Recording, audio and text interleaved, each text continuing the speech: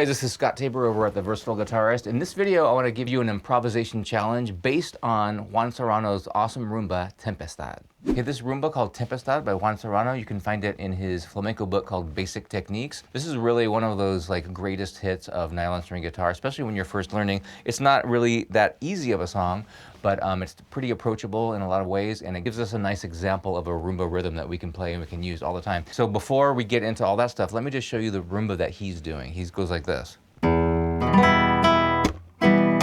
So it's a fairly simple pattern. He does the thumb rest stroke on whatever the root of the chord is, or sometimes it could be another note in the chord, but he's isolating a single string. So that can be what's trickiest about this Juan Serrano rumba. So we're gonna go like this, then take your thumb wherever it is and just strum all the way down to the floor and then come back up again. 1, 2, and then we're gonna slap on the third beat and then go up, down, up. Notice how my thumb gravitated towards the 6th string, or it's on the 6th string now. That's our default position in Spanish guitar, so really try to do that. Don't go like this after you slap and then have the thumb come up, because we're just gonna have to bring it down again. This would be worth repeating over and over. 1, 2, and 3, and 4, and 1, 2, and 3, and 4, and 1, 2, and slap, and 4. Now go to the next string with your thumb. A little bit harder to get that A string because we have to jump over, right? Back to the E string. Okay, the chords here is a 1-4-5 chord progression, very, very common in the key of E minor. So we have an E minor chord, an A minor, and then for B7 presents kind of a problem to us when we're strumming Spanish guitar stuff because we don't want to play the low E string, not really a part of the chord. We can play the high E string because it's harmonically so much higher than the root that it doesn't get in the way, but this sounds bad, most people would say. So take your middle finger, move it to the ceiling 1 string. There's F sharp. That's the note that we thought maybe we should have had up here.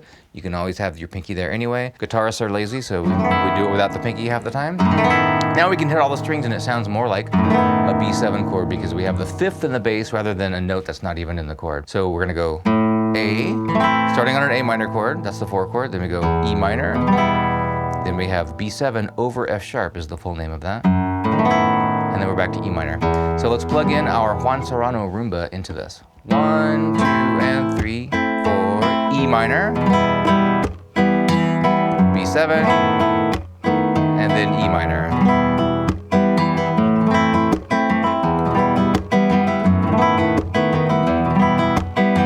So what he does in this rumba is a great template for improvisation, and what we're going to try to do here is make our own version of Tempestad by improvising where he puts his melodies in. And those melodies are actually a little bit tricky to play, as I'll show you in a second. If you want to go more in-depth on just this kind of thing, check out my Spanish guitar improvisation video where we improvise over the same chord progression in A minor, but I do a deep dive there where we're talking about more of the scales and the theory and stuff like that. So the format of the main theme of Tempestad is we have a measure of a melody that's played with picado technique.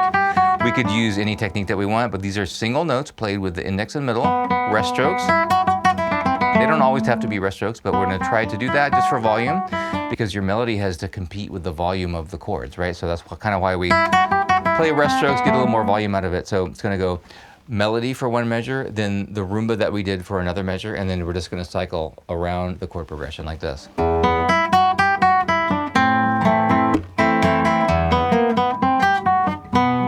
See what's happening there? We start on A minor.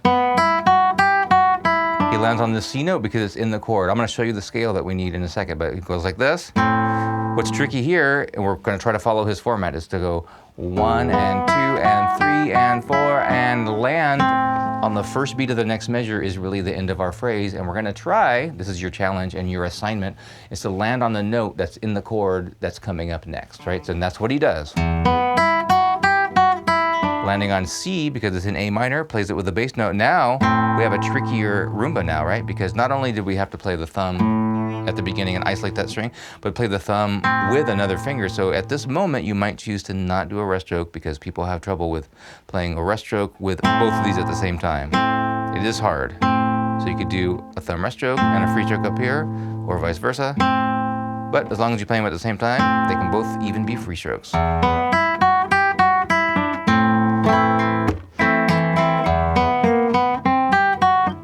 Here's your E minor chord. Okay. That phrase he used a note that wasn't in the key, a little flat 5 there. It's like a blues scale, but in the context of the harmonic minor scale, that might be called the Gypsy minor or Hungarian minor scale. It's just a color tone. He jumps way up here. It's pretty tricky to get. When we improvise, we can make things a lot easier that way. Okay, then finally, he goes to B7. This time he hits the bass note first.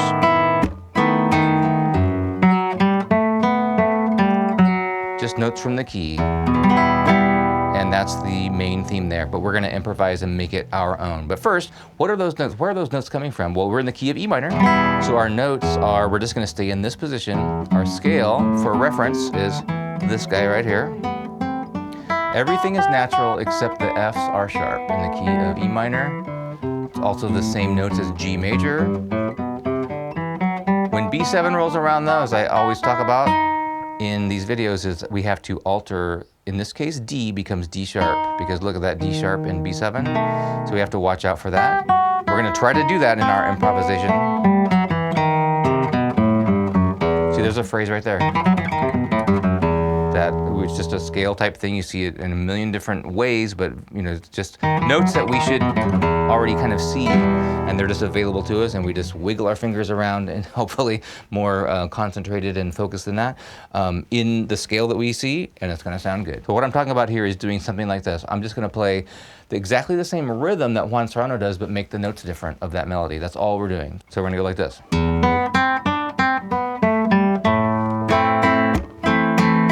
See what I did? I mean, it's all up to you to do it different every time. That's really what the goal is here, and that really gets you better at improvising. Improvising, that word improvisation can really intimidate people, but we really just are helping our fingers get used to these keys. It's gonna help us play songs. Even if we don't care about improvising, it just helps us learn things better and have just a better grasp of music and the guitar fretboard, for sure. So all I did was go 1 and 2 and 3, and he's playing nothing but eighth notes, and every one of, that's why this is such a good template to use, is that it's totally regular and it repeats. So even though the notes are different in his melody, the theme rhythmically is the same. He's going 1 and 2 and 3 and 4, and so everything is an eighth note, and it's all just like a clock, okay? 1 and 2 and 3 and 4 and 1. See, I did it a little bit differently that time, landing on this note A because I know it's in the chord. We don't have to know exactly what the name of the note is. We just need to see it in the chord coming up, and then we strum. The next chord after this is E minor, so it goes A minor, E minor, B7, and then E minor again.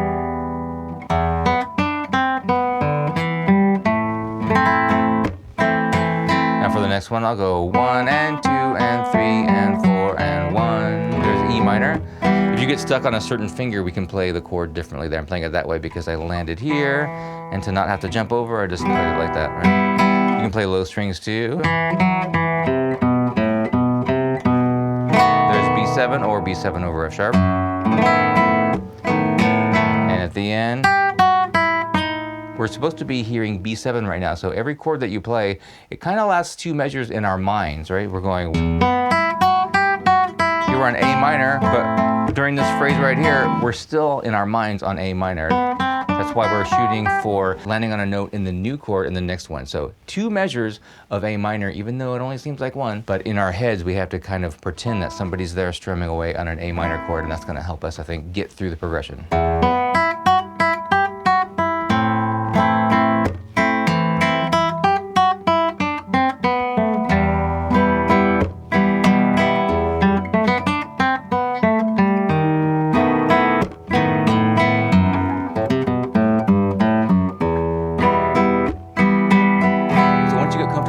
Definitely mess around with the rhythm. I know here we're just trying to keep it nice and straight. We have that rumba that never changes, every other measure, and then nothing but eighth notes, and we're trying to just kind of randomly play those notes. But later on, you know, you can always go add something in a little more snazzy. That's a sophisticated academic musical term. And they can sound a little bit more three-dimensional that way, a little more exciting. For example, I might go